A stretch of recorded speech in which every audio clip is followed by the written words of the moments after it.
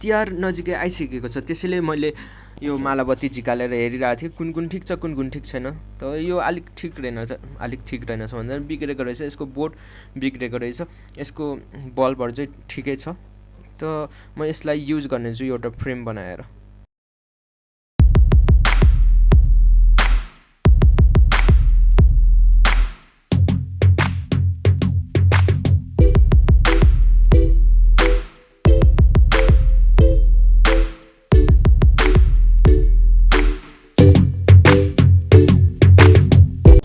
यस आज camera angle थोरै मिलिरहेको छैन, माइक पनि अलिक भुङ्ग टाइपको आइरहेको छ होला, त्यही खर्के छैन यति।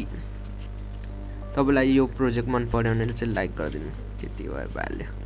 त हेलो एभ्रिवान, म सचिन, स्वागत छ तपाईँहरूलाई आजको मेरो यो भिडियोमा। आज म यो मालाबत्ती लिएर म एउटा प्रोजेक्ट बनाउनु गएको छु। प्रोजेक्ट भन्दा नि एउटा फ्रेम बनाउनु गइरहेको छु, जुन पछाडिबाट लाइट आउँछ, लाइट फ्लिप फ्ल्याप टाइपको। म फ्लिप फ्ल्याप सर्किटै युज गर्नु गइरहेको छु।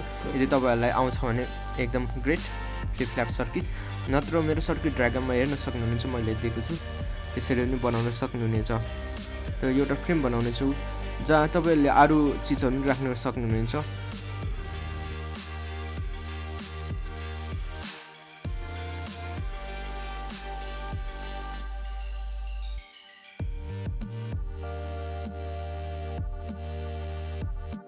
सुरुमा यहाँ भएको एलइडी सबै निकाल्नेछु, यो कटरले भए पनि कैँचीले भए पनि काटेर छुटाउनेछु।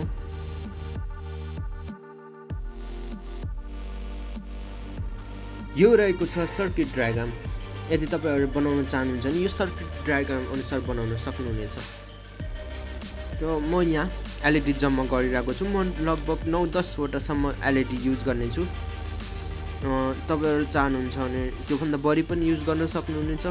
भोल्टेज थोरै बढाउनु पर्ने हुन्छ 9 भोल्टसम्म, 12 भोल्ट चाहिँ नदिनु होला, नत्र ट्रान्जिस्टर उड्छ।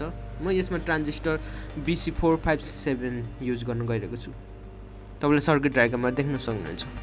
एलइडीको कनेक्सन चाहिँ सबै प्याराललमा हुनेछ, सिरिजमा भन्नु लाग्यो झन्डैले प्याराललमा हुनेछ, प्लसको प्लस माइनसको माइनस। यसमा म तार चाहिँ त्यही अघिकै मालाबत्ती झिलिमिली बत्तीबाट निकालेको छु, त्यही कलरको, त्यहीसँग फिट हुने। त यदि तपाईँहरूले बिग्रेको मालाबत्ती युज गर्दै हुनुहुन्छ भने एकचोटि चाहिँ टेस्ट गर्नु होला, त्यो चल्छ कि चल्दैन भनेर। यदि पछि जोडिसक्यो अनि चलेन भने फेरि अर्को टाउको दुखाइ हुन्छ। मैले त्यसरी चेक गरेको छु। यसको प्लसको प्लस माइनसमा माइनस जोड्नु होला सबै एलइडीको। मैले चाहिँ 5-5 वटाको ग्रुप बनाएको छु यसको। तपाईँले 5 वटामा थप्नु पनि सक्नुहुन्छ, 5-5 वटा गरेर 10 वटा भएको छ एलइडी।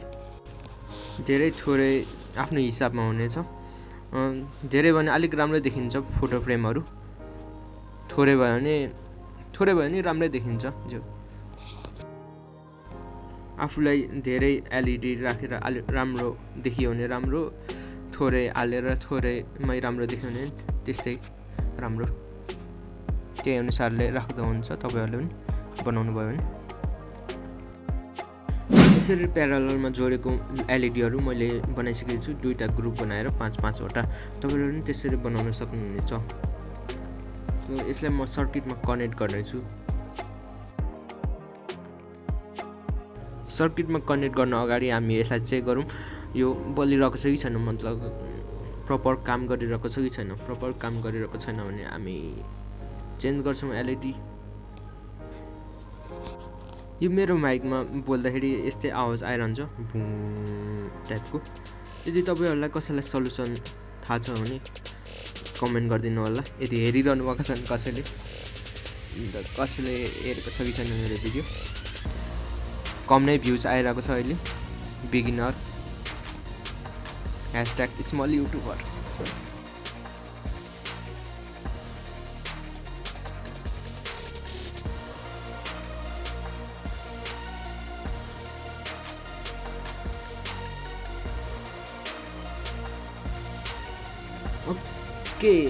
ओके अब यो रेडी भइसकेको छ, हेर्नुहोस् यो यस्तो बोलिरहेको छ।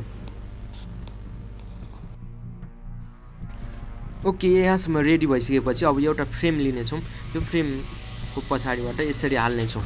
तपाईले जुनसुकै फ्रेम लिन सक्नुहुन्छ, जुनसुकै भन्दाखेरि पनि यस्तो खालको पछाडिबाट खोल्न मिल्ने खालको, यस्तो एमडिएफ बोर्ड राखिन्छ नि पछाडि, त्यस्तो खालको।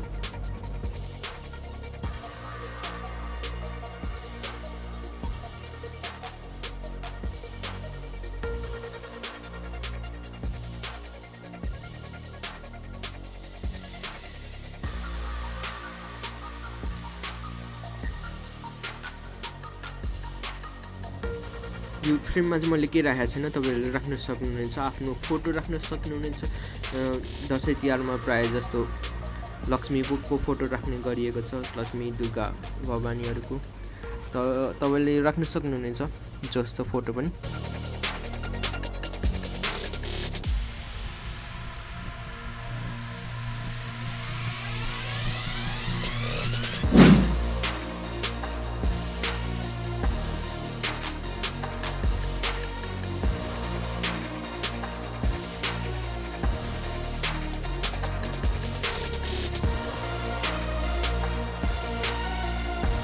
आजको भिडियो कस्तो लाग्यो तपाईहरुलाई, मन पर्यो भने लाइक शेयर कमेन्ट गरिदिनु होला। मेरो च्यानललाई सब्स्क्राइब।